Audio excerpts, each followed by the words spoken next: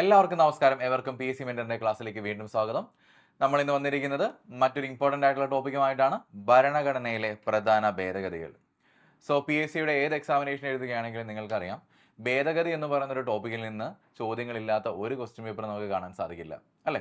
So അതുകൊണ്ട് തന്നെ recent ആയിട്ടുള്ള എല്ലാ LGSന്റെ എക്സാമിനേഷനൊക്കെ പരിശോധിച്ച് കഴിഞ്ഞാൽ അതിൽ നിന്നൊക്കെ ഒരുപാട് തരത്തിൽ പ്രധാന ഭേദഗതികളിൽ ചോദ്യങ്ങൾ ചോദിച്ചിട്ടുണ്ട്. അപ്പോൾ അതുകൊണ്ട് തന്നെ ഒരു കാരണവശാലും വിട്ടുപോകാൻ പാടില്ലാത്ത വളരെ ഇമ്പോർട്ടൻ്റ് ആയിട്ടുള്ള വളരെ ഹോട്ട് ടോപ്പിക് ആയിട്ടുള്ള ഒരു ടോപ്പിക്കാണ് ഇന്ത്യയിലെ പ്രധാന ഭേദഗതികൾ എന്ന് പറയുന്ന ഈ ഒരു ടോപ്പിക് എന്ന് പറയുന്നത്. സോ ഇതുമായിട്ട് ബന്ധപ്പെട്ട് പ്രീവിയസ് ഇയർ ചോദിച്ചിട്ടുള്ള ചോദ്യങ്ങളും അതോടൊപ്പം തന്നെ ഇനി ചോദിക്കാൻ ചാൻസസ് ഉള്ള ചോദ്യങ്ങളും അതോടൊപ്പം തന്നെ ഏതൊക്കെയാണ് പ്രധാനപ്പെട്ട ഭേദഗതികൾ എന്നുള്ള കാര്യങ്ങളും കൂടെ നമ്മൾ അനാലിസിസ് ചെയ്തതിൻ്റെ അടിസ്ഥാനത്തിലാണ് ഈ ഒരു ക്ലാസ് എടുക്കാൻ പോകുന്നത്. അങ്ങനെയാണെങ്കിൽ നമുക്ക് ക്ലാസ്സിലേക്ക് കിടക്കാം. ആദ്യത്തെ ഭേദഗതി നമുക്കൊന്ന് പരിശോധിച്ച് നോക്കാം. ആദ്യ ഭരണഘടനാ ഭേദഗതി അഥവാ ഫസ്റ്റ് കോൺസ്റ്റിറ്റ്യൂഷണൽ അമെൻമെന്റ് ആയിട്ട് 1951 പാസ്സാക്കിയ വർഷം 1951. അതുമായിട്ട് ബന്ധപ്പെട്ട് ആദ്യമായിട്ട് നമുക്ക് പഠിക്കേണ്ടത് ഇന്ത്യയിൽ സാമൂഹ്യപരമായിട്ടും സാമ്പത്തികപരമായിട്ടും പിന്നോക്കം നിൽക്കുന്ന ആളുകളുണ്ട്. ഈ പറയുന്ന ആളുകളെ മുന്നോട്ട് കൊണ്ടുവരാനോ അല്ലെങ്കിൽ അവരുടെ പുരോഗതിക്കായിട്ട് വേണ്ടിയിട്ട് ഏതെങ്കിലും തരത്തിലുള്ള വ്യവസ്ഥകൾ, അത് പ്രത്യേകമായിട്ടുള്ള വ്യവസ്ഥകൾ കൊണ്ടുവരാൻ ഗവൺമെന്റിന് അധികാരം കൊടുത്തിരിക്കുന്ന ഭേദഗതി ഏതാണെന്ന് ചോദിച്ചു കഴിഞ്ഞാൽ അത് ഒന്നാമത്തെ ഭേദഗതിയാണ്. സോ ഇതൊക്കെ പ്രകാരമാണ് നിങ്ങൾക്കറിയാം റിസർവേഷൻ മുതലായിട്ടുള്ള അല്ലെങ്കിൽ സംവരണങ്ങൾ സംബന്ധമായിട്ടുള്ള കാര്യങ്ങളൊക്കെ ഇന്ത്യൻ ഗവൺമെന്റ് നടപ്പിലാക്കാൻ സാധിക്കുന്നത്. സോ അതുമായിട്ട് ബന്ധപ്പെട്ട് ആഡ് ചെയ്യപ്പെട്ട ഒരു ആർട്ടിക്കിളിന്റെ പേര് എഴുതി വെച്ചോളൂ. Article 15 close 4. ആർട്ടിക്കിൾ 15 ക്ലോസ് 4 ആണ് ആദ്യമായിട്ട് ഉൾപ്പെടുത്തിയിരിക്കുന്നത്. ഇതിനുശേഷം 9ാമത്തെ ഷെഡ്യൂൾ ആഡ് ചെയ്യപ്പെട്ടു. 9ാമത്തെ ഷെഡ്യൂളിൽ ഇന്ത്യയുടെ ഭരണഘടനയിൽ 8 ഷെഡ്യൂളുകൾ ഉണ്ടായിരുന്നു. 1951 എന്ത് ചെയ്യപ്പെട്ടു? 9ാമത്തെ ഷെഡ്യൂൾ ആഡ് ചെയ്യപ്പെട്ടു. എന്താണ് ഈ 9ാമത്തെ ഷെഡ്യൂളിൽ ഉൾപ്പെടുത്തിയിരിക്കുന്നത്? ആന്റി സമീന്ദാരി നിയമങ്ങളാണ് ഈ 9ാമത്തെ ഷെഡ്യൂളിൽ ഉൾപ്പെടുത്തിയിരിക്കുന്നത്. അടുത്തതായിട്ട് നമുക്ക് പഠിക്കേണ്ടത് ആർട്ടിക്കിൾ 19 ക്ലോസ് 1 ക്ലോസ് എ എന്ന് പറയുന്ന freedom of speech and expression ഉണ്ട്. നമുക്ക് ആവിഷ്കാര സ്വാതന്ത്ര്യമുണ്ട്. ആവിഷ്കാര സ്വാതന്ത്ര്യത്തിനെ ഏതെങ്കിലും രീതിയിൽ റെസ്ട്രിക്റ്റ് ചെയ്യാൻ സാധിക്കും, അല്ലെ? ആവിഷ്കാര സ്വാതന്ത്ര്യം എന്ന് പറയുന്നത് കംപ്ലീറ്റ് ആയിട്ട് നിങ്ങൾക്ക് നൽകുന്നതല്ല. അതിന് റെസ്ട്രിക്ഷൻസ് ഉണ്ട്, അല്ലെങ്കിൽ റീസണബിൾ ആയിട്ട് റെസ്ട്രിക്ഷൻസ് ഉണ്ട്.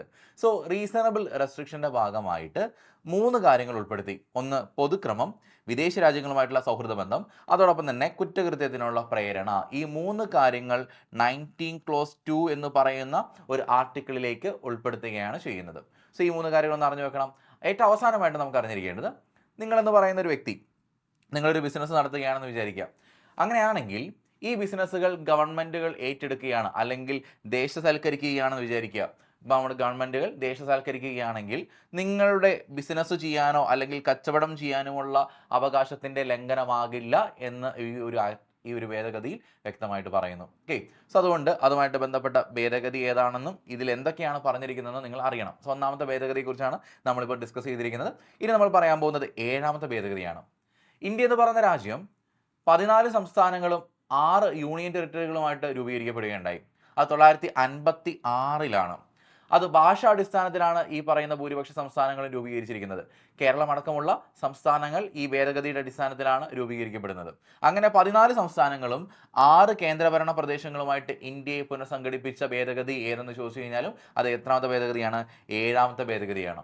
ഇതോടൊപ്പം തന്നെ 2 2-ലധികമോ സംസ്ഥാനങ്ങൾക്ക് ഒരു പൊതു ഹൈക്കോടതി കൊടുക്കാമെന്ന് ഭേദഗതി ചെയ്തതും ഇതേ 7ാമത്തെ ഭേദഗതിയിലാണ്. നമുക്കറിയാം ചില ഹൈക്കോടതികൾക്ക് 2 2-ലധികമോ ഉള്ള സംസ്ഥാനങ്ങളുടെ അധികാരമുണ്ടെന്ന് നമുക്കറിയാം, അല്ലെ? ഇപ്പോൾ ബോംബെ ഹൈക്കോടതിക്ക് മഹാരാഷ്ട്ര എന്ന് പറയുന്ന സംസ്ഥാനവും ഗോവ എന്ന് പറയുന്ന സംസ്ഥാനത്തിന്റെ അധികാരമുണ്ട്. അതുപോലെ തന്നെ പല ഹൈക്കോടതികൾക്കും 2-ൽ കൂടുതൽ സംസ്ഥാനങ്ങളുടെ അധികാരങ്ങളുണ്ട്. അപ്പം അങ്ങനെ വ്യവസ്ഥ ചെയ്തിരിക്കുന്ന ഭേദഗതിയാണ് 7ാമത്തെ ഭേദഗതി എന്ന് പറയുന്നത്. അടുത്തതായിട്ട് നമുക്ക് പഠിക്കേണ്ടത് 9ാമത്തെ ഭേദഗതിയാണ് 960. 960 ബന്ധപ്പെട്ട് നിങ്ങളൊരു കാര്യം പഠിച്ചിട്ടുണ്ട്. ബറൂബാറി കേസ് ഓഫ് 1960 എന്ന് പറയുന്ന ഒരു കേസ് പ്രിയാമ്പിളുമായിട്ട് ബന്ധപ്പെട്ട് നിങ്ങൾ പഠിച്ചിട്ടുണ്ട്. പ്രിയാമ്പിൾ അല്ലെങ്കിൽ ആമുഖം ഭരണഘടനയുടെ ഭാഗമാണെന്ന് പറഞ്ഞ കേസാണ് 960 ബറൂബാറി കേസ്. സോ ഈ പറയുന്ന ബറൂബാറി എന്ന് പറയുന്നത് ഇന്ത്യയുടെ ഒരു പ്രദേശമായിരുന്നു. ഈ പറയുന്ന ഇന്ത്യൻ പ്രദേശം പാകിസ്ഥാനിലേക്ക് വിട്ടുകൊടുക്കാൻ ഭേദഗതി ചെയ്തത് 9ാമത്തെ ഭേദഗതിയിലാണ്. സോ ബറൂബാറി കേസ് 960 അറിയാമെങ്കിൽ ഈ ഒരു 9ാമത്തെ ഭേദഗതി 960 എന്ന് പറയുന്നതും ബറൂബാറിയുമായിട്ട് ബന്ധപ്പെട്ടതാണെന്ന് നിങ്ങൾക്ക് മനസ്സിലാക്കേണ്ടിയിരിക്കുന്നു. ഓക്കെ, അടുത്തതായിട്ട് നമ്മൾ പഠിക്കാൻ പോകുന്നത് 10ാമത്തെ ഭേദഗതി. ദാദ്ര നാഗർ ഹവേലി എന്നീ ഇന്ത്യൻ യൂണിയനിലേക്ക് ഒരു കേന്ദ്രഭരണ പ്രദേശമായിട്ട് ഉൾപ്പെടുത്തുകയാണ് ചെയ്യുന്നത്. ദാദ്ര നാഗർ ഹവേലി എന്ന് പറയുന്ന പ്രദേശങ്ങൾ ഇന്ത്യൻ യൂണിയനിലേക്ക് ഒരു കേന്ദ്രഭരണ പ്രദേശമായിട്ട് ഉൾപ്പെടുത്തിയ ഭേദഗതി 10ാമത്തെ ഭേദഗതി. അടുത്തത് 12ാമത്തെ ഭേദഗതിയാണ്. ഗോവയും ഡാമൻ ആൻഡ് ഡിയും ഇന്ത്യൻ യൂണിയനിലേക്ക് ഒരു കേന്ദ്രഭരണ പ്രദേശമായിട്ട് ഉൾപ്പെടുന്നത് 12ാമത്തെ ഭേദഗതി. അടുത്തത് 13ാമത്തെ ഭേദഗതി. ആർട്ടിക്കിൾ 371 പ്രകാരം നാഗാലാൻഡ് രൂപീകരിക്കുക. നാഗാലാൻഡ് എന്ന് പറയുന്ന പ്രദേശം അല്ലെങ്കിൽ ആ സംസ്ഥാനം രൂപീകരിക്കുന്നത് 13ാമത്തെ ഭേദഗതി 962.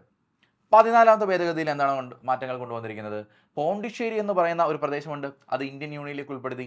പോണ്ടിച്ചേരി എന്ന് പറയുന്ന ഒരു പ്രദേശം ഇന്ത്യൻ യൂണിയനിലേക്ക് ഉൾപ്പെടുത്തുകയാണ് ചെയ്യുന്നത് 962 14ാമത്തെ ഭേദഗതി. ഇത് മാത്രമല്ല, 14ാമത്തെ ഭേദഗതിയിൽ വന്ന മാറ്റം ഇന്ത്യയിൽ ഉണ്ടായിരുന്ന ചില പ്രദേശങ്ങളുണ്ട്. ഹിമാചൽ പ്രദേശ്, മണിപ്പൂർ, ത്രിപുര, ഗോവ, ഡാമൻ ആൻഡ് ഡ്യൂ, പുതുച്ചേരി. ഈ കേന്ദ്രഭരണ പ്രദേശങ്ങൾക്ക് എന്ത് കൊടുത്തു? ഈ പ്രദേശങ്ങൾക്ക് നിയമസഭയും മന്ത്രിസഭയും കൊടുത്തു. കേന്ദ്രഭരണ പ്രദേശങ്ങളായിട്ടുള്ള ഈ പ്രദേശങ്ങൾക്ക് നിയമസഭയും കൊടുക്കുന്നു, മന്ത്രിസഭയും കൊടുക്കുന്നു 14ാമത്തെ ഭേദഗതിയിലൂടെ. അടുത്തതായിട്ട് 21ാമത്തെ ഭേദഗതിയാണ് 967. 21ാമത്തെ ഭേദഗതിയിലൂടെ 8ാമത്തെ ഷെഡ്യൂളിൽ ഒരു പുതിയ ഭാഷ അംഗീകരിക്കപ്പെടുകയാണ് ചെയ്യുന്നത്, അല്ലെങ്കിൽ ഉൾപ്പെടുത്തുകയാണ് ചെയ്യുന്നത്. സിന്ധി എന്ന് പറയുന്ന ഭാഷയാണ് 8ാമത്തെ ഷെഡ്യൂളിൽ ഔദ്യോഗിക ഭാഷയായിട്ട് ഉൾപ്പെടുത്തുന്നിരിക്കുന്നത്. സോ സിന്ധി എന്ന് പറയുന്ന ഭാഷ 8ാമത്തെ ഷെഡ്യൂളിൽ ഔദ്യോഗിക ഭാഷയായിട്ട്, അല്ലെങ്കിൽ 15ാമത്തെ ഔദ്യോഗിക ഭാഷയായിട്ട് ഉൾപ്പെടുത്തുകയാണ് 21ാമത്തെ ഭേദഗതി 967. 26ാമത്തെ ഭേദഗതി എന്താണ് പറയുന്നത്? നാട്ടുരാജ്യങ്ങളിലെ മുൻ ഭരണാധികാരികൾക്ക് പ്രിവി പേഴ്സ് കൊടുക്കുന്നത് നിർത്തലാക്കുകയാണ് ചെയ്യുന്നത്. ഇത് ഒരുപാട് സമയത്ത് PSC ചോദിച്ചിട്ടുള്ള ചോദ്യമാണ്. 26ാമത്തെ ഭേദഗതി നാട്ടുരാജ്യങ്ങളിലെ ഭരണകർത്താക്കൾക്ക് അല്ലെങ്കിൽ മുൻ ഭരണകർത്താക്കൾക്ക് കൊടുത്തിരുന്ന പ്രിവി പേഴ്സ് എന്ന് പറയുന്ന സംവിധാനം നിർത്തലാക്കിയ ഭേദഗതി 26ാമത്തെ ഭേദഗതി 971. ഇന്ദിരാഗാന്ധി പ്രധാനമന്ത്രിയായിരുന്ന സമയത്താണ് ഈ ഒരു ഭേദഗതി പാസ്സാക്കുന്നത്. അടുത്തതായിട്ട് 42ാമത്തെ ഭേദഗതിയാണ്. ഒരുപാട് തവണ PSC ചോദിച്ചിട്ടുള്ള ഒരു ഭേദഗതിയാണ് 42ാമത്തെ ഭേദഗതി. ഈ ഭേദഗതിനെ മറ്റൊരു പേരിലും കൂടെ അറിയപ്പെടും മിനി കോൺസ്റ്റിറ്റ്യൂഷൻ അല്ലെങ്കിൽ മിനി ഭരണഘടന. ഇന്ത്യയിൽ തന്നെ ഇതുവരെയായിട്ട് നടപ്പിലാക്കിയിരിക്കുന്ന ഭരണഘടനാ ഭേദഗതിയിൽ ഏറ്റവും കൂടുതൽ ഭരണഘടനയ്ക്ക് ചേഞ്ച് കൊണ്ടുവന്നിട്ടുള്ള ഒരു ഭേദഗതിയാണ് 42ാമത്തെ ഭേദഗതി. ഇതുകൊണ്ട് തന്നെയാണ് ഇതിനെ മിനി ഭരണഘടന അല്ലെങ്കിൽ മിനി കോൺസ്റ്റിറ്റ്യൂഷൻ എന്ന് വിളിക്കപ്പെടുന്നത്. ഈ ഭേദഗതിയിൽ എന്തൊക്കെയാണ് മാറ്റങ്ങൾ വന്നിരിക്കുന്നത്? ആദ്യമായിട്ട് ആമുഖത്തിന് വന്ന മാറ്റങ്ങളാണ് നമ്മൾ പഠിക്കാൻ പോകുന്നത്. ആമുഖത്തിലേക്ക് സോഷ്യലിസ്റ്റ്, സെക്യുലർ, ഇൻ്റഗ്രേറ്റ് എന്ന് പറയുന്ന 3 വാക്കുകൾ ഉൾപ്പെടുത്തി. ഏതൊക്കെ വാക്കുകളാണ്? സോഷ്യലിസ്റ്റ്, സെക്യുലർ, സമഗ്രത അഥവാ ഇൻ്റഗ്രിറ്റി എന്ന് പറയുന്ന 3 വാക്കുകൾ ഉൾപ്പെടുത്തുകയാണ് ആമുഖത്തിലേക്ക്. അടുത്തതായിട്ട് പുതിയൊരു ഭാഗം തന്നെ ഉൾപ്പെടുത്തുന്നു. ഭാഗം 4A എന്ന് പറയുന്നൊരു ഭാഗം ആഡ് ചെയ്യുന്നു. എന്താണ് ആ ഭാഗം സംസാരിക്കുന്നത്? ആ ഭാഗം എന്ന് പറയുന്നത് ഇന്ത്യയിൽ മൗലിക കടമകൾ എന്ന് പറയുന്ന കടമകളെ ഉൾപ്പെടുത്തുന്നത് അല്ലെങ്കിൽ ഭരണഘടനയിലേക്ക് ഉൾപ്പെടുന്നത് 42ാമത്തെ ഭേദഗതി 976 ഓക്കെ. സോ അതുമായിട്ട് 10 മൗലിക കടമകൾ ഉൾപ്പെടുത്തുകയാണ് ചെയ്യുന്നത്. എന്ന് വെച്ച് കഴിഞ്ഞാൽ 976 ഭേദഗതിയിലൂടെ 10 മൗലിക കടമകൾ ഭരണഘടനയിലെ പാർട്ട് 4A ഉൾപ്പെടുത്തുന്നു.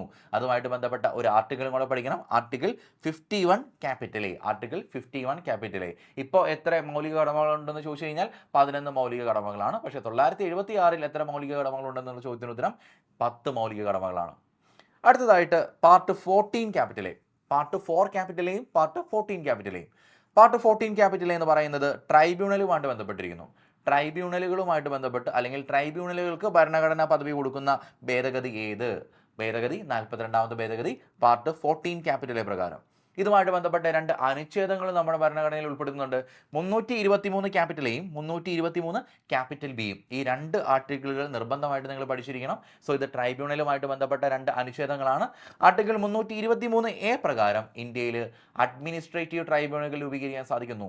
ഇന്ത്യയിൽ അഡ്മിനിസ്ട്രേറ്റീവ് സ്വഭാവമുള്ള ട്രൈബ്യൂണലുകൾ രൂപീകരിക്കണമെങ്കിൽ 323A പ്രകാരമാണ് രൂപീകരിക്കപ്പെടുന്നത്. ഇന്ത്യയിൽ മറ്റ് ട്രൈബ്യൂണലുകൾ രൂപീകരിക്കപ്പെടണമെങ്കിൽ 323B പ്രകാരമാണ് രൂപീകരിക്കപ്പെടുന്നത്. സോ ഇതുമായിട്ട് ബന്ധപ്പെട്ട ഏതൊക്കെ ആർട്ടിക്കിളുകളാണെന്നും ഏത് പാർട്ടാണെന്നുള്ളതും ഒന്ന് ഓർത്ത് വെക്കണം. വളരെ ഇമ്പോർട്ടൻ്റ് ആണ്. അടുത്തതായിട്ട് രാഷ്ട്ര നയത്തിൻ്റെ നിർദ്ദേശക തത്വങ്ങൾ അഥവാ DPSPയിൽ എന്തൊക്കെ മാറ്റങ്ങൾ കൊണ്ടുവന്നു? DPSPയിൽ 3 പുതിയ അനുച്ഛേദങ്ങൾ ചേർത്തു. Article 39A, 43A and 48A എന്ന് പറയുന്ന 3 അനുച്ഛേദങ്ങൾ ഉൾപ്പെടുത്തുന്നു 42ാമത്തെ ഭേദഗതി 976. ഓക്കെ. ഇനി 7ാമത്തെ ഷെഡ്യൂളിന് എന്ത് മാറ്റം വന്നു? 7ാമത്തെ ഷെഡ്യൂൾ എന്ന് പറയുന്നതിലാണ് Union list, state list, concurrent list എന്ന് പറയുന്ന 3 ലിസ്റ്റുകൾ ഉൾപ്പെടുത്തിയിരിക്കുന്നത് 7ാമത്തെ ഷെഡ്യൂളിലാണ്. അങ്ങനെയാണെങ്കിൽ ഈ 7ാമത്തെ ഷെഡ്യൂളിൽ വന്ന മാറ്റമാണ് നമ്മൾ പഠിക്കാൻ പോകുന്നത്. ഇതിനു മുമ്പ് സ്റ്റേറ്റ് ലിസ്റ്റിൽ ഉണ്ടായിരുന്ന ചില സബ്ജക്റ്റുകൾ അല്ലെങ്കിൽ ചില വിഷയങ്ങൾ നേരെ എടുത്ത് എങ്ങോട്ടേക്ക് മാറ്റുകയാണ് ചെയ്യുന്നത്? കൺകറന്റ് ലിസ്റ്റിലേക്ക് മാറ്റുകയാണ് ചെയ്യുന്നത്. സ്റ്റേറ്റ് ലിസ്റ്റുള്ള വിഷയങ്ങളാണെങ്കിൽ അവിടെ സ്റ്റേറ്റ് ഗവൺമെന്റ് അല്ലെങ്കിൽ സ്റ്റേറ്റിനാണ് അല്ലെങ്കിൽ സംസ്ഥാനത്തിനാണ് അതിൽ നിയമം ഉണ്ടാക്കാൻ അധികാരമുണ്ടാവുക. പക്ഷേ കൺകറന്റ് ലിസ്റ്റിലേക്ക് മാറ്റുമ്പോൾ അവിടെ പാർലമെന്റിനും അല്ലെങ്കിൽ കേന്ദ്രത്തിനും അതോടൊപ്പം തന്നെ സംസ്ഥാനത്തിനും നിയമം ഉണ്ടാക്കാൻ സാധിക്കും. അങ്ങനെയാണെങ്കിൽ സ്റ്റേറ്റ് ലിസ്റ്റിൽ നിന്ന് കൺകറന്റ് ലിസ്റ്റിലേക്ക് 5 വിഷയങ്ങൾ മാറ്റുകയുണ്ടായി. 5 വിഷയങ്ങളാണ്. ആദ്യത്തെ വിഷയം വിദ്യാഭ്യാസം, രണ്ടാമത്തത് വനം വന്യജീവി, മൂന്നാമത്തത് തൂക്കും അതുപോലെ തന്നെ അളവുകളും, നാലാമത്തത് വന്യമൃഗങ്ങളും പക്ഷികളുടെ സംരക്ഷണങ്ങൾ, അടുത്തോടൊപ്പം തന്നെ നീതിന്യായ ഭരണം. ഈ പറയുന്ന 5 വിഷയങ്ങൾ എന്ത് ചെയ്തു? സ്റ്റേറ്റ് ലിസ്റ്റിൽ നിന്ന് കൺകറന്റ് ലിസ്റ്റിലേക്ക് എടുത്തു മാറ്റപ്പെട്ടു. അങ്ങനെ 7ാമത്തെ ഷെഡ്യൂളിന് എന്ത് ചെയ്തു? ഭേദഗതി വരുത്തുകയാണ് ചെയ്യുന്നത്. സോ ഈ ഒരു കാര്യം ഒന്ന് ഓർത്ത് വെക്കണം. അതോടൊപ്പം തന്നെ നമ്മുടെ ലോകസഭയുടെ കാലാവധി അല്ലെങ്കിൽ നിയമസഭയുടെ കാലാവധി 5 വർഷത്തിൽ നിന്ന് 6 വർഷത്തിലേക്ക് ഉയർത്തിയ ഭേദഗതി ഏതാണെന്ന് ചോദിച്ചു കഴിഞ്ഞാലും ഈ ഒരു ഭേദഗതിയാണ്. നിങ്ങൾക്കറിയാം, ഈ 42ാമത്തെ ഭേദഗതി പാസ്സാക്കുന്നത് അടിയന്തരാവസ്ഥ കാലഘട്ടത്തിലാണ്. സോ അതുകൊണ്ട് തന്നെയാണ് ഈ അടിയന്തരാവസ്ഥ കാലഘട്ടത്തിൽ ലോകസഭയുടെയും അതോടൊപ്പം തന്നെ നിയമസഭയുടെയും കാലാവധി 5ൽ നിന്ന് 6 വർഷത്തേക്ക് ഉയർത്തിയിരിക്കുന്നത്. ഇത് മാത്രമല്ല, നമ്മുടെ സുപ്രീം കോടതിയുടെയും ഹൈക്കോടതിയുടെയും ചില അധികാരങ്ങൾ വെട്ടിച്ചുരുക്കി. എന്തൊക്കെ അധികാരങ്ങളാണ്? ജുഡീഷ്യൽ റിവ്യൂ ചെയ്യാനുള്ള അധികാരങ്ങളും അതോടൊപ്പം തന്നെ റിട്ട് ഇഷ്യൂ ചെയ്യാനുള്ള അധികാരങ്ങളും എന്ത് ചെയ്യുന്നു? വെട്ടിച്ചുരുക്കിയാണ് 42ാമത്തെ ഭേദഗതിയിലൂടെ. സോ ഇതാണ് 42ലൂടെ നടത്തിയ മേജർ ആയിട്ടുള്ള ഭേദഗതികൾ അല്ലെങ്കിൽ മാറ്റങ്ങൾ എന്ന് പറയുന്നത്. അടുത്തതായിട്ട് 44ാമത്തെ ഭേദഗതിയാണ്. മൊറാർജി ദേശായിയുടെ കാലഘട്ടത്തിൽ അല്ലെങ്കിൽ അദ്ദേഹം പ്രധാനമന്ത്രിയായിരുന്ന കാലഘട്ടത്തിൽ ജനതാ ഗവൺമെന്റിന്റെ കാലഘട്ടത്തിലാണ് 44ാമത്തെ ഭേദഗതി പാസ്സാക്കുന്നത്. 44ാമത്തെ ഭേദഗതി എന്ന് പറയുന്നത് 42ൽ ഉണ്ടാക്കിയ ചില പ്രശ്നങ്ങളെ പരിഹരിക്കുകയായിരുന്നു ഇതിന്റെ മേജർ ആയിട്ടുള്ള ഉദ്ദേശം എന്ന് പറയുന്നത്. അല്ലെങ്കിൽ എമർജൻസി കാലഘട്ടത്തിൽ കൊണ്ടുവന്ന പല പ്രശ്നങ്ങൾക്ക് ഒരു പരിഹാരം കാണുകയാണ് 44ാമത്തെ ഭേദഗതിയിലൂടെ. അങ്ങനെയാണെങ്കിൽ 44ാമത്തെ ഭേദഗതിയിലൂടെ ചെയ്ത ആദ്യത്തെ കാര്യം എന്താണ്? യഥാർത്ഥ സമയം അല്ലെങ്കിൽ നമ്മുടെ ലോകസഭയുടെയും നിയമസഭയുടെയും യഥാർത്ഥ കാലാവധി എന്ത് ചെയ്തു? പുനഃസ്ഥാപിച്ചു എന്ന് പറയുമ്പോൾ വീണ്ടും 5 വർഷത്തിലേക്ക് കൊണ്ടുവരികയാണ് ചെയ്യുന്നത്. സോ ലോകസഭയുടെയും നിയമസഭയുടെയും കാലാവധി പുനഃസ്ഥാപിക്കപ്പെട്ട ഭേദഗതി ഏത്? 44ാമത്തെ ഭേദഗതി 978. അതുപോലെ തന്നെ സ്വത്തവകാശം എന്ന് പറയുന്നത് ഒരു മൗലിക അവകാശമായിരുന്നു. സ്വത്തവകാശത്തെക്കുറിച്ച് പ്രതിപാദിക്കുന്ന അനുച്ഛേദം ആർട്ടിക്കിൾ 31. ഈ ആർട്ടിക്കിൾ 31 എന്ന് പറയുന്ന ആർട്ടിക്കിൾ നേരെ എടുത്ത് എങ്ങോട്ടേക്ക് മാറ്റുന്നു? ആർട്ടിക്കിൾ 300 A എന്ന് പറയുന്ന ഒരു ആർട്ടിക്കിളിലേക്ക് എടുത്ത് മാറ്റുകയാണ് ചെയ്യുന്നത്. അതുകൊണ്ട് സ്വത്തവകാശം എന്ന് പറയുന്നത് ഒരു മൗലിക അവകാശമല്ല, ഇപ്പോൾ ഒരു നിയമ അവകാശമാക്കിയിട്ട് മാറ്റിയ ഭേദഗതി ഏതാണ്? 44ാമത്തെ ഭേദഗതി. PSC ഒരുപാട് സമയത്ത് റിപ്പീറ്റഡ് ആയിട്ട് ചോദിച്ചുകൊണ്ടിരിക്കുന്ന ഒരു ചോദ്യമാണ് ഈ സ്വത്തവകാശമായിട്ട് ബന്ധപ്പെട്ട ഭേദഗതിയും അതുമായിട്ട് ബന്ധപ്പെട്ട ആർട്ടിക്കിളുകളും അതോടൊപ്പം തന്നെ ഏത് ആർട്ടിക്കിളിലേക്കാണ് മാറ്റിയതെന്നുള്ള ചോദ്യം PSC ചോദിച്ചിട്ടുണ്ട്. സോ അതുകൊണ്ട് ഈ ഒരു കാര്യം വളരെ ഇമ്പോർട്ടൻ്റ് ആണ്. അതോടൊപ്പം തന്നെ പാർലമെന്റിന്റെയും സംസ്ഥാന നിയമസഭകളിലെ നടപടികൾ സെൻസർഷിപ്പ് കൂടാതെ സ്വതന്ത്രമായിട്ട് റിപ്പോർട്ട് ചെയ്യാനുള്ള മാധ്യമങ്ങളുടെ അവകാശം തിരിച്ചു കൊടുക്കുകയാണ് ചെയ്യുന്നത്. ഇത് മാത്രമല്ല, ഇന്ത്യയിൽ ഇനി ഒരു ദേശീയ അടിയന്തരാവസ്ഥ പ്രഖ്യാപിക്കണമെങ്കിൽ ക്യാബിനറ്റിൻ്റെ റിട്ടൺ റെക്കമെൻഡേഷൻ അല്ലെങ്കിൽ ക്യാബിനറ്റിൻ്റെ രേഖാമൂലമുള്ള ഉപദേശത്തിൻ്റെ അടിസ്ഥാനത്തിൽ മാത്രമാണ് രാഷ്ട്രപതിക്ക് പ്രഖ്യാപിക്കാൻ പാടുള്ളൂ എന്ന് പറയുന്ന ഒരു ഭേദഗതി കൊണ്ടുവന്നു. കാരണം നിങ്ങൾക്കറിയാം, ഇതിനു മുമ്പുണ്ടായിരുന്ന ദേശീയ അടിയന്തരാവസ്ഥ കാലഘട്ടത്തിൽ ക്യാബിനറ്റിനെ ഒന്നും അറിയിക്കാതെയാണ് അന്ന് ഇന്ദിരാഗാന്ധിയും ഫക്രുദ്ദീൻ അലി അഹമ്മദും എന്ന് പറയുന്ന പ്രസിഡന്റും കൂടെ ഇന്ത്യയിൽ എന്ത് ചെയ്യുന്നത്? ഇന്ത്യയിൽ ഒരു ദേശീയ അടിയന്തരാവസ്ഥ കൊണ്ടുവരുന്നത്. അതുകൊണ്ട് ഇത്തരത്തിലുള്ള സിറ്റുവേഷനുകൾ ഇനി റിപ്പീറ്റ് ചെയ്യാതിരിക്കാൻ വേണ്ടി എന്ത് ചെയ്യുന്നു? ക്യാബിനറ്റിന്റെ നിർദ്ദേശം വേണം. വെറും നിർദ്ദേശമാണോ? അല്ല, രേഖാമൂലമുള്ള നിർദ്ദേശം ഉണ്ടെങ്കിൽ മാത്രമാണ് എന്ത് ചെയ്യാൻ പറ്റുള്ളൂ? പ്രസിഡന്റിന് ഇത്തരത്തിൽ ദേശീയ അടിയന്തരാവസ്ഥ പ്രഖ്യാപിക്കാൻ കഴിയുകയുള്ളൂ എന്നൊരു വ്യവസ്ഥിതി കൊണ്ടുവരികയാണ് ചെയ്യുന്നത്. കറക്റ്റ് ചെയ്യണ്ടോ? അടുത്തതായിട്ട് ഇന്ത്യയുടെ ഭാഗമായിട്ട് അല്ലെങ്കിൽ ദേശീയ അടിയന്തരാവസ്ഥ ഭാഗമായിട്ട് നമുക്കറിയുന്ന ഒരു കാര്യമുണ്ട്. ദേശീയ അടിയന്തരാവസ്ഥ പ്രഖ്യാപിക്കണമെങ്കിൽ 3 കാരണത്തിൻ്റെ അടിസ്ഥാനത്തിലാണ് പ്രഖ്യാപിക്കാൻ സാധിക്കുന്നത്. ഒന്ന് യുദ്ധം, മറ്റൊന്ന് ബാഹ്യ ആക്രമണം അല്ലെങ്കിൽ വിദേശാക്രമണം, മൂന്നാമതായിട്ട് വരുന്നത് സായുധ കലാപം എന്നതിൻ്റെ അടിസ്ഥാനത്തിലാണ്. സോ 3 റീസണുകളാണ്. ഒന്ന് യുദ്ധം, അതോടൊപ്പം തന്നെ വിദേശാക്രമണം, മൂന്നാമത്തത് സായുധ കലാപം. ഈ സായുധ കലാപം എന്ന് പറയുന്ന ഈ ഒരു കാരണം, ഈ ഒരു വ്യവസ്ഥ നേരത്തെ ഭരണഘടനയിൽ ഉണ്ടായിരുന്നില്ല. 44ാമത്തെ ഭേദഗതിയിലൂടെയാണ് സായുധ കലാപം എന്ന് പറയുന്ന വാക്ക് ഭരണഘടനയിലേക്ക് ഉൾപ്പെടുത്തുന്നത്.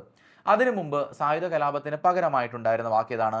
ആന്തരിക അസ്വസ്ഥതകൾ അഥവാ ഇന്റേണൽ ഡിസ്റ്റർബൻസ്. ആന്തരിക അസ്വസ്ഥതകൾ അഥവാ ഇന്റേണൽ ഡിസ്റ്റർബൻസ് എന്ന് പറയുന്ന വാക്കാണ് ഉണ്ടായിരുന്നത്. ആ വാക്കിനെ മറികടന്നുകൊണ്ടാണ് അല്ലെങ്കിൽ മാറ്റിക്കൊണ്ടാണ് എന്ത് ചെയ്യുന്നത്? സായുധ കലാപം എന്ന് പറയുന്നൊരു വാക്കും അതോടൊപ്പം തന്നെ സായുധ കലാപം എന്ന് പറയുന്ന റീസണും ഒരു നാഷണൽ എമർജൻസി പ്രഖ്യാപിക്കണമെങ്കിൽ വേണം എന്ന് തീരുമാനിച്ചിരിക്കുന്നത്. അതും 44ാമത്തെ ഭേദഗതിയിൽ വന്ന പ്രധാനപ്പെട്ട മാറ്റമാണ്. ഇനി അടുത്തതായിട്ട് അറിയേണ്ടത്, ഇന്ത്യയിൽ ഒരു വ്യക്തിയെ കരുതൽ തടങ്കൽ വെക്കുകയാണെന്ന് വിചാരിക്കുക. കരുതൽ തടങ്കൽ നിങ്ങൾക്കറിയാം, അദ്ദേഹം ഒരു തെറ്റ് ചെയ്യണമെന്ന് നിർബന്ധമില്ല. അദ്ദേഹം തെറ്റ് ചെയ്തേക്കാം എന്നത് കാരണത്താൽ അദ്ദേഹത്തിനെ തടവറയിൽ വെക്കുന്നതിനെയാണ് നമ്മൾ കരുതൽ തടങ്കൽ എന്ന് പറയുന്നത്. അങ്ങനെയാണെങ്കിൽ കരുതൽ തടങ്കൽ വെക്കുന്ന വ്യക്തിയെ 3 മാസം വരെ അദ്ദേഹത്തിന് ജയിലിൽ വെക്കാമെന്ന് പറയുന്നുണ്ട്. 3 മാസത്തിന് ശേഷം അദ്ദേഹത്തിന് വിട്ടയക്കണോ അല്ലെങ്കിൽ വേണ്ട എന്ന് തീരുമാനിക്കുന്നത് എന്തിന്റെ അടിസ്ഥാനത്തിലായിരിക്കണം? ഒരു സംസ്ഥാനത്തിന്റെ ഹൈക്കോടതി, ഇപ്പൊ അദ്ദേഹത്തിനെ കേരളത്തിലാണ് അറസ്റ്റ് ചെയ്തതെങ്കിൽ അല്ലെങ്കിൽ കരുതൽ തടങ്കൽ വെച്ചിരിക്കുന്നതെങ്കിൽ കേരള സംസ്ഥാന ഹൈക്കോടതി രൂപീകരിക്കുന്ന ഒരു ഉപദേശക സമിതി രൂപീകരിക്കണം. ആ ഉപദേശക സമിതി രൂപീകരിച്ചതിന്റെ അടിസ്ഥാനത്തിൽ ഉപദേശക സമിതി നിർദ്ദേശിക്കുന്നതിന്റെ അടിസ്ഥാനത്തിൽ മാത്രമാണ് അദ്ദേഹത്തിനെ വിടണോ അല്ലെങ്കിൽ അദ്ദേഹത്തിനെ തടങ്കൽ വീണ്ടും വെക്കണോ എന്ന് തീരുമാനിക്കുന്നത്. സോ ഈ ഒരു കാര്യവും കൊണ്ടുവന്നിരിക്കുന്നത് 44ാമത്തെ ഭേദഗതിയിലൂടെയാണ്. അടുത്തതായിട്ട് നമുക്ക് അറിയേണ്ട ഭേദഗതി 52ാമത്തെ ഭേദഗതിയാണ്. കൂറുമാറ്റ നിരോധന നിയമം അല്ലെങ്കിൽ കൂറുമാറ്റ നിരോധന നിയമം കൊണ്ടുവന്ന് 10ാമത്തെ ഷെഡ്യൂൾ ഇന്ത്യൻ ഭരണഘടനയിൽ ഉൾപ്പെടുത്തിയ ഭേദഗതി 52ാമത്തെ ഭേദഗതി 985. രാജീവ് ഗാന്ധി പ്രധാനമന്ത്രിയായിരുന്ന കാലഘട്ടത്തിലാണ് ഈ ഒരു ഭേദഗതി കൊണ്ടുവരുന്നത്. രാജീവ് ഗാന്ധി പ്രധാനമന്ത്രിയായിരുന്ന കാലഘട്ടത്തിലാണ് ഈ ഒരു ഭേദഗതി കൊണ്ടുവരുന്നത് 985. 61ാമത്തെ ഭേദഗതി, വോട്ടിംഗ് പ്രായം 21 വയസ്സിൽ നിന്ന് 18 വയസ്സിലേക്ക് കുറയ്ക്കപ്പെട്ട ഭേദഗതി ഏതാണ്? 61ാമത്തെ ഭേദഗതി. ഇതും PSC ഒരുപാട് തവണ ചോദിച്ചൊരു ചോദ്യമാണ്. സോ 989 ഈ ഒരു നിയമം പാസ്സാക്കിയിരിക്കുന്നത്. 61ാമത്തെ ഭേദഗതി 989. 71ാമത്തെ ഭേദഗതി ഔദ്യോഗിക ഭാഷയുമായിട്ട് ബന്ധപ്പെട്ട ഒരു ഭേദഗതിയാണ്. ഓൾറെഡി 21ാമത്തെ ഭേദഗതി പ്രകാരം നമ്മൾ സിന്ധി എന്ന് പറയുന്ന ഭാഷ ഔദ്യോഗിക ഭാഷയായിട്ട് ഉൾപ്പെടുത്തിയ കാര്യം നമ്മൾ ഓൾറെഡി പഠിച്ച കാര്യമാണ്. അങ്ങനെയാണെങ്കിൽ 71ാമത്തെ ഭേദഗതിയിലൂടെ കൊങ്കണി, മണിപ്പൂരി, നേപ്പാളി എന്ന ഭാഷകൾ ഔദ്യോഗിക ഭാഷയുടെ ഭാഗമായിട്ട് ഉൾപ്പെടുത്തുകയാണ് ചെയ്യുന്നത്. കൊങ്കണി, നേപ്പാളി, മണിപ്പൂരി എന്ന ഭാഷകൾ ഔദ്യോഗിക ഭാഷയുടെ ഭാഗമായിട്ട് 992 71ാമത്തെ ഭേദഗതിയിൽ ഉൾപ്പെടുത്തുന്നു. അങ്ങനെ ഇപ്പം നിലവിൽ 18 ഔദ്യോഗിക ഭാഷകളായിട്ട് 92 എന്ത് ചെയ്യുന്നു? ഔദ്യോഗിക ഭാഷകളുടെ എണ്ണം കൂടുകയാണ് ചെയ്യുന്നത്. ഇതിനുശേഷം 73ാമത്തെ ഭേദഗതി പാസ്സാക്കുന്നു 992. നിങ്ങൾക്കറിയാം, പഞ്ചായത്ത് രാജ് സംവിധാനങ്ങൾ നിലവിൽ വരാൻ കാരണമായിട്ടുള്ള ഭേദഗതി ഏതാണ്? 73ാമത്തെ ഭേദഗതി അല്ലെ. ത്രിതല പഞ്ചായത്ത് സംവിധാനങ്ങൾ ഇന്ത്യയിൽ നടപ്പിലാക്കാൻ കാരണമായിട്ടുള്ള ഭേദഗതി 73ാമത്തെ ഭേദഗതി 992. സോ ഇത് പ്രകാരമാണ് ഗ്രാമപഞ്ചായത്തും ബ്ലോക്ക് പഞ്ചായത്തും ഡിസ്ട്രിക്ട് പഞ്ചായത്ത് സംവിധാനങ്ങളൊക്കെ ഇന്ത്യയിൽ നടപ്പിലാക്കാൻ സാധിച്ചിരിക്കുന്നത്. സോ ഇതുമായിട്ട് ബന്ധപ്പെട്ട് ഭരണഘടനയിൽ എന്ത് ചേഞ്ച് കൊണ്ടുവരുന്നു? ഭരണഘടനയിൽ ഒരു പുതിയ പാർട്ട് അല്ലെങ്കിൽ പുതിയൊരു ഭാഗം ഉൾപ്പെടുന്നു. പാർട്ട് 9, ഭാഗം 9 എന്ന് പറയുന്ന ഒരു പുതിയ ഭാഗം ഉൾപ്പെടുത്തുകയും അതോടൊപ്പം തന്നെ പുതിയൊരു ഷെഡ്യൂളും ഉൾപ്പെടുത്തുന്നു. 11ാമത്തെ ഷെഡ്യൂൾ. ഓക്കെ, അപ്പം ഭാഗം 9ഉം 11ാമത്തെ ഷെഡ്യൂളും ഉൾപ്പെടുത്തുകയാണ് 73ാമത്തെ ഭേദഗതിയിലൂടെ. അടുത്തതായിട്ട് ഇതുമായിട്ട് സിമിലർ ആയിട്ടുള്ള ഒരു ഭേദഗതി തന്നെയാണ് 74ാമത്തെ ഭേദഗതി. ഇന്ത്യയിൽ മുനിസിപ്പാലിറ്റികൾ സ്ഥാപിക്കപ്പെടാൻ കാരണമായിട്ടുള്ള അല്ലെങ്കിൽ നഗരപ്രദേശങ്ങളിലെ തദ്ദേശ സ്വയംഭരണ സ്ഥാപനങ്ങൾ സ്ഥാപിക്കാൻ കാരണമായിട്ടുള്ള ഭേദഗതി 74ാമത്തെ ഭേദഗതി. അതേ വർഷം തന്നെയാണ് 992. ഇതുമായിട്ട് ഭരണഘടനയിൽ എന്തൊക്കെ ചേഞ്ചാണ് വന്നിരിക്കുന്നത്? പാർട്ട് 9 ക്യാപിറ്റലെയും അതോടൊപ്പം തന്നെ 12ാമത്തെ ഷെഡ്യൂളുകളും ചേർത്തു. പാർട്ട് 9 ക്യാപിറ്റലെയും 12ാമത്തെ ഷെഡ്യൂളുകളും ഇന്ത്യൻ ഭരണഘടനയിലേക്ക് ഉൾപ്പെടുത്തുകയാണ് ചെയ്തിരിക്കുന്നത് 74ാമത്തെ ഭേദഗതിയിലൂടെ. ക്ലാരിറ്റി ഉണ്ടോ? അടുത്തതായിട്ട് നമുക്ക് അറിയേണ്ടത് 86ാമത്തെ ഭേദഗതിയാണ്. നിങ്ങൾക്ക് എല്ലാവർക്കും അറിയാം, ഇന്ത്യയിൽ 21 ക്യാപിറ്റൽ എന്ന് പറയുന്ന ഒരു ആർട്ടിക്കിൾ ഉണ്ട്. ഈ ആർട്ടിക്കിൾ ഭരണഘടനയിലെ മൗലിക അവകാശങ്ങളിൽ ഉണ്ടായിരുന്നില്ല. സോ 21 ക്യാപിറ്റലെ ആഡ് ചെയ്യപ്പെടുന്ന ഭേദഗതി ഏതാണെന്ന് ചോദിച്ചു കഴിഞ്ഞാൽ 86ാമത്തെ ഭേദഗതിയാണ്. എന്താണ് 86ാമത്തെ ഭേദഗതി പ്രകാരം ആഡ് ചെയ്യപ്പെടുന്നത്? 6 മുതൽ 14 വയസ്സുള്ള കുട്ടികൾക്ക് സൗജന്യവും നിർബന്ധമായിട്ടുള്ള വിദ്യാഭ്യാസം ആരൊരുക്കി കൊടുക്കണം? സ്റ്റേറ്റ് ഗവൺമെന്റ് ഒരുക്കി കൊടുക്കണമെന്ന് പറഞ്ഞ ഭേദഗതി ഏതാണ്? 86ാമത്തെ ഭേദഗതി. ഇതേ ഭേദഗതിയിൽ തന്നെയാണ് 11ാമത്തെ ഫണ്ടമെന്റൽ ഡ്യൂട്ടി അല്ലെങ്കിൽ മൗലിക കടമ രൂപീകരിക്കുന്നത്. 11ാമത്തെ ഫണ്ടമെന്റൽ ഡ്യൂട്ടി അല്ലെങ്കിൽ മൗലിക കടമയിലേക്ക് ഉൾപ്പെടുത്തുന്നത് ഇതേ ഭേദഗതി തന്നെയാണ് 86ാമത്തെ ഭേദഗതി. ക്ലാരിറ്റി ഉണ്ടോ? അടുത്തതായിട്ട് നമ്മൾ നോക്കാൻ പോകുന്നത് 92ാമത്തെ ഭേദഗതിയാണ്. ഓൾറെഡി നമ്മൾ 21ാമത്തെ ഭേദഗതി പ്രകാരം സിന്ധി എന്ന് പറയുന്ന ഭാഷ ഔദ്യോഗിക ഭാഷയുടെ ഭാഗമായിട്ട് ഉൾപ്പെടുത്തിയെന്ന് പറഞ്ഞു. 71ാമത്തെ ഭേദഗതി പ്രകാരം കൊങ്കണി, നേപ്പാളി, മണിപ്പൂരി എന്ന 3 ഭാഷകൾ ഔദ്യോഗിക ഭാഷയുടെ ഭാഗമായിട്ട് ഉൾപ്പെടുത്തിയെന്ന് പറഞ്ഞു. അങ്ങനെയാണെങ്കിൽ 21 + 71 = 92 അല്ലേ. 21 കൂട്ടി നോക്കി 92 92. എന്നാൽ ഈ 92ാമത്തെ ഭേദഗതിയിലും എന്തായിരിക്കും പറയുന്നിരിക്കുക? 92ാമത്തെ ഭേദഗതിയിൽ ബോഡോ, ദോഗ്രി, മൈഥിലി, സന്താലി ഈ പറയുന്ന 4 ഭാഷകൾ എന്ത് ചെയ്യുന്നു? ഇന്ത്യയുടെ ഔദ്യോഗിക ഭാഷയുടെ എണ്ണത്തിലേക്ക് കൂട്ടുകയാണ്. അങ്ങനെ ഇപ്പോൾ നിലവിൽ 22 ഔദ്യോഗിക ഭാഷകളാണ് ഇന്ത്യക്കുള്ളത്. സോ 2003 ഈ 92ാമത്തെ ഭേദഗതി രൂപീകരിക്കുന്നത് അല്ലെങ്കിൽ പാസ്സാക്കപ്പെടുന്നത്. അടുത്തതായിട്ട് 97ാമത്തെ ഭേദഗതിയാണ്. സഹകരണ സംഘങ്ങൾക്ക് ഔദ്യോഗികമായിട്ട് നമ്മുടെ ഭരണഘടനാ പദവി നൽകിയ ഭേദഗതി ഏതാണെന്ന് ചോദിച്ചു കഴിഞ്ഞാൽ 97ാമത്തെ ഭേദഗതിയാണ്. ഭരണഘടന പദവി സഹകരണ സംഘങ്ങൾക്ക് നൽകിയ ഭേദഗതി 97ാമത്തെ ഭേദഗതി 2011. അതുമായിട്ട് ബന്ധപ്പെട്ട ഒരു പുതിയ ഭാഗം അല്ലെങ്കിൽ ഒരു പുതിയ പാർട്ട് തന്നെ രൂപീകരിക്കപ്പെടുന്നു. ആ പാർട്ടിൻ്റെ പേരാണ് part 9B. Part 9B. Part 9 എന്ന് പറയുന്നത് 73ാമത്തെ ഭേദഗതിയിലൂടെ പഞ്ചായത്തുമായിട്ട് ബന്ധപ്പെട്ടിരിക്കുന്നു. പാർട്ട് 9A എന്ന് പറയുന്നത് 74ാമത്തെ ഭേദഗതിയിലൂടെ മുനിസിപ്പാലിറ്റിയുമായിട്ട് ബന്ധപ്പെട്ടിരിക്കുന്നു. പാർട്ട് 9B എന്ന് പറയുന്നത് ഭരണഘടനാ പദവി ആർക്ക് കൊടുക്കുന്നു? സഹകരണ സംഘങ്ങളുമായിട്ട് ബന്ധപ്പെട്ടിരിക്കുന്നു. അപ്പോൾ അതുമായിട്ട് ചേർത്ത് നിങ്ങൾക്ക് പഠിക്കാൻ സാധിക്കണം. ഈ ഒരു കാര്യം ഓർത്തു വെക്കുകയും വേണം. ഓക്കെ, ഇനി നമ്മൾ പഠിക്കാൻ പോകുന്നത് 101ാമത്തെ ഭേദഗതിയാണ്. ഏറ്റവും കൂടുതൽ PSC ചോദിച്ചിട്ടുള്ള ഒരു ചോദ്യത്തിൽ ഒന്നാണ് 101ാമത്തെ ഭേദഗതി എന്ന് പറയുന്നത്. എന്തുമായിട്ട് ബന്ധപ്പെട്ടിരിക്കുന്നു ഈ 101ാമത്തെ ഭേദഗതി? GST, goods and service tax അഥവാ ചരക്ക് സേവന നികുതി ഇന്ത്യയിൽ നിലവിൽ വരാൻ കാരണമായ ഭേദഗതി 101ാമത്തെ ഭേദഗതി 2016. GST നിലവിൽ വരാൻ കാരണമായിട്ടുള്ള ഭേദഗതി 101ാമത്തെ ഭേദഗതി 2016. അടുത്തതായിട്ട് 102ാമത്തെ ഭേദഗതിയാണ്. നിങ്ങൾക്കറിയാം ഇന്ത്യയിൽ ഒരു കമ്മീഷൻ ഉണ്ട്, national commission for backward classes അഥവാ ദേശീയ പിന്നാക്ക വിഭാഗ കമ്മീഷൻ. സോ ദേശീയ പിന്നാക്ക വിഭാഗ കമ്മീഷന് ഭരണഘടന പദവി കൊടുക്കുന്നത് 102ാമത്തെ ഭേദഗതി 2018. സോ ഈ ഒരു പിന്നാക്ക വിഭാഗ കമ്മീഷൻ 2018 നിലവിൽ വരുന്നത്. ഇത് ഓൾറെഡി ഇന്ത്യയിൽ നിലവിലുള്ള ഒരു കമ്മീഷൻ തന്നെയായിരുന്നു. 1993 മുതൽ ഈ ഒരു കമ്മീഷൻ ഇന്ത്യയിൽ ഒരു സ്റ്റാറ്റ്യൂട്ടറി ബോഡിയായിട്ട് നിലവിലുണ്ട്. ഒരു സ്റ്റാറ്റ്യൂട്ടറി ബോഡിയായിട്ട് ഇന്ത്യയിൽ നിലവിലുള്ള ഒരു കമ്മീഷൻ തന്നെയാണ്. പക്ഷേ ഈ ഒരു കമ്മീഷന് സ്റ്റാറ്റ്യൂട്ടറി പദവിയിൽ നിന്ന് ഭരണഘടനാ പദവി നൽകിയ ഭേദഗതിയാണ് ഏത്? 102ാമത്തെ ഭേദഗതി 2018. അടുത്തതായിട്ട് 103ാമത്തെ ഭേദഗതിയാണ്. EWS റിസർവേഷൻ, മുന്നോക്ക വിഭാഗത്തിലെ സാമ്പത്തികമായിട്ട് പിന്നോക്കം നിൽക്കുന്ന ആളുകൾക്ക് EWS എന്ന് പറയുന്ന വിഭാഗത്തിന് സംവരണം ഏർപ്പെടുത്തിയ പദ്ധതി അല്ലെങ്കിൽ സംവരണം ഏർപ്പെടുത്തിയ ഭേദഗതി 103ാമത്തെ ഭേദഗതി 2019. എത്ര ശതമാനമാണ് സംവരണം ഏർപ്പെടുത്തുന്നത്? 10% പരമാവധി സംവരണം ഏർപ്പെടുത്താൻ സാധ്യമാകുന്നത്. സോ EWSുമായിട്ട് ബന്ധപ്പെട്ട ഭേദഗതി 103ാമത്തെ ഭേദഗതി 2019. അടുത്തതായിട്ട് 104ാമത്തെ ഭേദഗതിയാണ്. ഇന്ത്യയിൽ ലോകസഭയിലെയും സംസ്ഥാന അസംബ്ലികളിലും SC/ST വിഭാഗത്തിന് റിസർവേഷനുകളുണ്ട്. നിങ്ങൾക്കറിയാം SC/SC മണ്ഡലങ്ങളുണ്ട്. പാർലമെന്റിലാണെങ്കിലും അതോടൊപ്പം തന്നെ നിയമസഭകളിലാണെങ്കിലും SC/ST മണ്ഡലങ്ങളുണ്ട്. ഈ SC/ST മണ്ഡലങ്ങളുടെ കാലാവധി അല്ലെങ്കിൽ SC/ST വിഭാഗത്തിലുള്ള ആളുകളുടെ മണ്ഡലങ്ങളുടെ റിസർവേഷൻ കാലാവധി 2020 അവസാനിച്ചിരുന്നു. സോ 2020 നിന്ന് 2030 എക്സ്റ്റെൻഡ് ചെയ്തു കൊടുത്ത ഭേദഗതിയാണ് 104ാമത്തെ ഭേദഗതി. എന്ന് വെച്ച് കഴിഞ്ഞാൽ അടുത്ത 10 വർഷത്തേക്ക് എക്സ്റ്റെൻഡ് ചെയ്ത് കൊടുക്കുകയാണ് ചെയ്യുന്നത്. അതിനോടൊപ്പം തന്നെ മറ്റൊരു കാര്യം കൂടെ ഇവിടെ നടന്നു. ആംഗ്ലോ ഇന്ത്യൻ റിസർവേഷൻ എന്ത് ചെയ്തു? എടുത്തു കളഞ്ഞു. SC/ST റിസർവേഷൻ 10 വർഷത്തേക്ക് അഡീഷൻ ആയിട്ട് കൂട്ടിയപ്പോൾ ഇവിടെ ആംഗ്ലോ ഇന്ത്യൻ റിസർവേഷൻ എന്ത് ചെയ്യുന്നു? എടുത്തു കളയുകയാണ്. 104ാമത്തെ ഭേദഗതി 2020. 105ാമത്തെ ഭേദഗതി 2021 പാസ്സാക്കുന്നത്.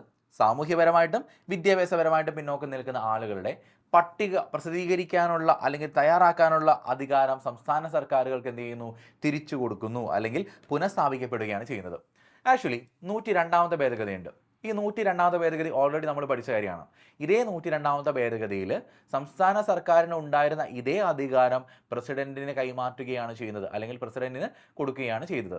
അങ്ങനെയാണെങ്കിൽ വീണ്ടും പ്രസിഡന്റിൽ നിന്ന് സംസ്ഥാന സർക്കാരിലേക്ക് ഈ പറയുന്ന സാമൂഹ്യപരമായിട്ടും വിദ്യാഭ്യാസപരമായിട്ടും പിന്നോക്കം നിൽക്കുന്ന ആളുകളിലെ അല്ലെങ്കിൽ അവരുടെ പട്ടിക തയ്യാറാക്കാനുള്ള അധികാരം വീണ്ടും സംസ്ഥാന സർക്കാരിന് ആര് തിരിച്ചു കൊടുക്കുന്നു? ഗവൺമെന്റ് തിരിച്ചു കൊടുക്കുന്നു ത്രൂ 105ാമത്തെ ഭേദഗതി 2021. ഏറ്റവും അവസാനമായിട്ടുണ്ടാക്കിയ ഭേദഗതി ഏതാണ്? 106ാമത്തെ ഭേദഗതി 2023 106ാമത്തെ ഭേദഗതി പാസ്സാക്കുന്നത്. എന്തുമായിട്ട് ബന്ധപ്പെട്ടിരിക്കുന്നു 106ാമത്തെ ഭേദഗതി? ഇന്ത്യയിൽ ലോകസഭയിലും നിയമസഭകളിലും അതോടൊപ്പം തന്നെ ഡൽഹി എന്ന് പറയുന്ന കേന്ദ്രഭരണ പ്രദേശങ്ങളിലും സ്ത്രീകൾക്ക് റിസർവേഷൻ ഏർപ്പെടുത്തി. എത്ര ശതമാനമാണ് റിസർവേഷൻ ഏർപ്പെടുത്തുന്നത്? 1/3 ഓഫ് ദി സീറ്റ്. ഓക്കെ, 1/3 സീറ്റുകൾ സ്ത്രീകൾക്കായിട്ട് സംവരണം ഏർപ്പെടുത്തിയ ഭേദഗതി ഏത്? 106ാമത്തെ ഭേദഗതി 2023. എവിടെയൊക്കെയാണ് സംവരണം ഏർപ്പെടുത്തിയിരിക്കുന്നത്? ഒന്ന് ലോകസഭ, സംസ്ഥാന നിയമസഭകളിൽ, അതോടൊപ്പം തന്നെ ദേശീയ തലസ്ഥാന പ്രദേശമായിട്ടുള്ള ഡൽഹിയിലെ നിയമസഭയിലും എന്ത് ചെയ്യുന്നു? ഈ പറയുന്ന സ്ത്രീകൾക്കുള്ള റിസർവേഷൻ 1/3 ഓഫ് ദി സീറ്റുകൾക്ക് കൊടുത്തിരിക്കുന്ന ഭേദഗതി ഏതാണ്? 106ാമത്തെ ഭേദഗതി. സോ ഇത്രയും ഭേദഗതികൾ നിങ്ങൾ പഠിച്ചു കഴിഞ്ഞാൽ PSCന്റെ ഭാഗമായിട്ട് അടുത്ത ദിവസങ്ങൾ LGS എക്സാമിനേഷൻ എഴുതാൻ പോകുന്ന ആളുകളാണെങ്കിലും ഇനി ഏത് PSCന്റെ എക്സാമിനേഷൻ എഴുതാൻ പോകുന്ന ആളുകളാണെങ്കിലും നിങ്ങൾക്ക് തീർച്ചയായിട്ടും ഈ സെക്ഷൻ കൊണ്ട് ഉപകാരപ്പെടും. ഇതിൽ നിന്ന് നിങ്ങൾക്ക് എന്തായാലും മസ്റ്റ് ചോദ്യങ്ങൾ എന്തായാലും ഉണ്ടായിരിക്കും. സോ നിങ്ങൾക്ക് ഈ ഒരു സെക്ഷൻ കൊണ്ട് ഉപകാരപ്പെട്ടു എന്ന് വിശ്വസിക്കുന്നു. എല്ലാവർക്കും PSC മെന്ററിന്റെ നന്ദി, നമസ്കാരം.